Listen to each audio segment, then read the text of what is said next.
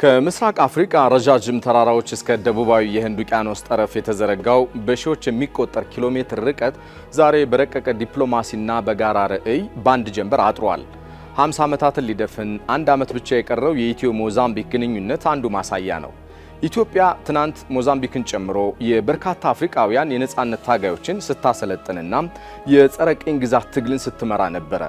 ዛሬ ደግሞ ታሪካዊ ሚናዋን አሳድጋ የደቡብ ትብብር ወይንም ሳውዝ ሳውዝ ኮኦፕሬሽን ሞተር አስነስታለች። ከትናንት የትግል አጋርነት ወደ አዲስ የኢኮኖሚ የሳይበር ደህንነትና የወታደራዊ ቴክኖሎጂ ውህደት በከፍተኛ ፍጥነት እየተሸጋገረችም ነው። ታዲያ ይህ ጉዞ ወዴት ያመራ ይሆን? ከጅቡቲና ደቡብ ሱዳን አልፎ መላዋን አፍሪካም በዲፕሎማሲያዊ ትስስር ለማቀፍ የተነደፈው የኢትዮጵያ የውጭ ግንኙነት ስትራቴጂ ለአፍሪካ ቀንድና ለዓለም አቀፉ ማህበረሰብ የሚያስገኘው የዲፕሎማሲ ፋይዳስ እንደምን ያለ ነው? እነኚህን ከላይ የዘረዘርኳቸውን ጥያቄዎች ዛሬ አዲስ አበባ ላይ ሕያው ምላሽ አግኝተዋል። ይህንን ትንታኔ እየተካተላችሁ አብራችሁን ዝለቁ።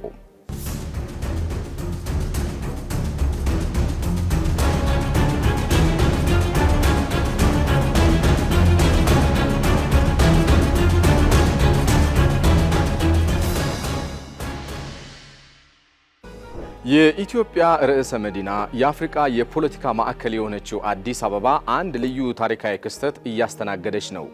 የሞዛምቢኩ ፕሬዝዳንት ዳንኤል ፍራንሲስኮ ቻፖ ለይፋ የሥራ ጉብኝት ኢትዮጵያ ገብተዋል።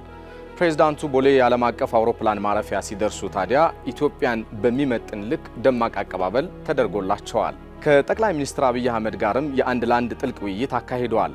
ይህ ውይይት ሁለቱን ሀገራት ወዳጅነታቸውን በተግባር ትብብርና በቀጣይነት ባለው ዲፕሎማሲያዊ ተሳትፎ ከፍ ለማድረግ ያላቸውን የጋራ ቁርጠኝነት ቁልጭ አድርጎ የሚያሳይም ጭምር ነው። እንደዚሁም ሁለቱ መሪዎች የተፈራረሟቸው ዘርፈ ብዙ ስምምነቶች የሁለቱን ሀገራት ወዳጅነት ወደ ላቀ ስትራቴጂካዊ ከፍታም የሚያሸጋግረውም ጭምር ነው። ይህ የአሁኑ ግንኙነትም ከየትም የመጣ አይደለም። ስረ መሰረቱ ያለው በጠንካራው የፓንአፍሪካኒዝም የትግል ታሪክ ውስጥ ነው። እስኪ ወደ ኋላ ልመልሳችሁ። እንደ አውሮፓውያን አቆጣጠር በ1977 የተመሰረተውና በመጪው 2027 በፈረንጆች አቆጣጠር መሆኑ ነው 50ኛውን ወርቃማ የዲፕሎማሲያዊ ግንኙነት ዓመቱን የሚያከብረው የሁለቱ ሀገራት ትስስር የጸና መሰረት ያለው ነው። ልክ እንደ ደቡብ አፍሪካ ኔልሰን ማንዴላ ሁሉ የሞዛምቢክ የነጻነት ታጋዮችም የቅኝ ግዛት ቀንበርን ለመስበር የሚያስችላቸውን ወታደራዊና ፖለቲካዊ ስልጠና የወሰዱት እዚሁ በኢትዮጵያ ምድር ላይ ነበረ። የኢትዮጵያ ድጋፍ ውጤታማነት የትግል ስልት ለመቀየስ ወሳኝ ሚናም ነበረው። ያኔ በነጻነት ትግል በደምና በላብ የተገመደው ታሪካዊ የትብብር ገመድ ዛሬ በኢኮኖሚ ውህደት፣ በመሰረተ ልማት ትስስርና በዘመናዊ ዲፕሎማሲ እንደገና እያበበ ይገኛል። የፓንአፍሪካኒዝም ንቅናቄ መሰረት የሆነችው ኢትዮጵያም ዛሬ ያንኑ ታሪካዊ ኃላፊነቷን በዚህ በአዲስ የዘመን አውድ እየተወጣች የአፍሪካውያን ወንድማማችነት ትብብር ማዕከልነቷን በእርግጥም ቀጥላለች። በደቡብ ምስራቅ አፍሪካ የምትገኘው ሞዛምቢክ በህንድ ውቅያኖስ ላይ የተንጣለለው ረዥም የባህር ዳርቻ ያላት ከ33.8 ሚሊዮን በላይ ህዝብና ከ30 በላይ ቋንቋዎችን ያቀፈች ልክ እንደ ኢትዮጵያ ሁሉ ብዝሃነት ያላት ሀገር ናት። ዛምቤዚን የመሳሰሉ ታላላቅ ወንዞችና ማራኪ ስነ ምህዳር የታደለችው ይህች ሀገር በተፈጥሮ ጋዝ፣ በከሰል ድንጋይና በታንታኔም ማዕድናት በእጅጉ የበለጸገችም ናት። በግብርናው ክፍለ ኢኮኖሚም ቢሆን ከጥጥ እስከ ሻይና ሸንኮራ አገዳ በማምረት ግዙፍ አቅም ያላትም ሀገር ናት። እንደ አውሮፓ አቆጣጠር በ1975 ከፖርቱጋል ቅኝ ግዛት ነፃ ከወጣችበት ጊዜ ጀምሮ በሀገር ውስጥ ያጋጠማትን የሽብርተኝነት ፈተናዎች አልፋ አሁን ላይ ፊቷን ወደ ፈጣን የኢኮኖሚ እድገትና መዋቅራዊ ለውጥም አዙራለች። ለዚህ ትልቁ የለውጥ ጉዞዋ ደግሞ እንደ ኢትዮጵያ ያለ ልምድ ያለው በፈጣን የማክሮ ኢኮኖሚ ሪፎርም ውጤታማነቱን ያረጋገጠና በጸጥታው ዘርፍም ቢሆን የዳበረ አቅም ያለው ታማኝ ወዳጅ ያስፈልጋታል። በሌላ በኩል ሞዛምቢክ በዓለም አቀፍ መድረክ ለኢትዮጵያ ያላት ወገንተኝነት የማይናወጥ ነው። በተባበሩት መንግስታት የሰብአዊ መብቶች ምክር ቤት ምዕራባውያን በኢትዮጵያ የውስጥ ጉዳይ ጣልቃ ለመግባት ሲሞክሩ ሞዛምቢክ አቋም ከመያዝ በመቆጠብ ጽኑ አጋርነቷንም በተግባር አሳይታለች። በደቡብ አፍሪካ የልማት ማህበረሰብ ሳድክ ውስጥ ያላት ቁልፍ ሚናም ኢትዮጵያ ከአፍሪካ ሲዲሲና ከሌሎችም አህጉራዊ ተቋማት ጋር ለምታደርገው ሰፊ ትብብር ትልቅ ድልድይ ሆኗል። በመልክዓ ምድር ሲታይም አዲስ አበባና የሞዛምቢኳ መዲና ማፑቶ የተራራቁ ናቸው። ይሁንና ይህ የርቀት ግድግዳ በዛሬው የዲፕሎማሲያዊ ጥበብ አጥሯል። ለዚህም የደቡብ ደቡብ ትብብር ወይንም ሳውዝ ሳውዝ ኮኦፕሬሽን ሕያውና ግሩም ማሳያ ተደርጎ የሚወሰድ ነው። የደቡብ ደቡብ ትብብር ማለት ምን ማለት ነው ለመሆኑ? እስኪ ጥቂት ነገር ልበላችሁ። ይህ ጽንሰ ሐሳብ በማደግ ላይ ያሉ በተለይም በደቡባዊ የዓለም ክፍል የሚገኙ ሀገራት ዘወትር ወደ ምዕራባውያን አበዳሪዎችና ረዳቶቻቸው ከሚያንጋጥጡ ይልቅ የራሳቸውን ልምድ፣ ሀብት፣ ቴክኖሎጂና አቅም በማስተባበር በጋራ የሚያብቡበት የነጻነት ጎዳና ነው። በዚህ ትብብር ውስጥ ታዲያ ኢትዮጵያ እየተጫወተችው ያለው ሚና እጅግ የላቀ ነው።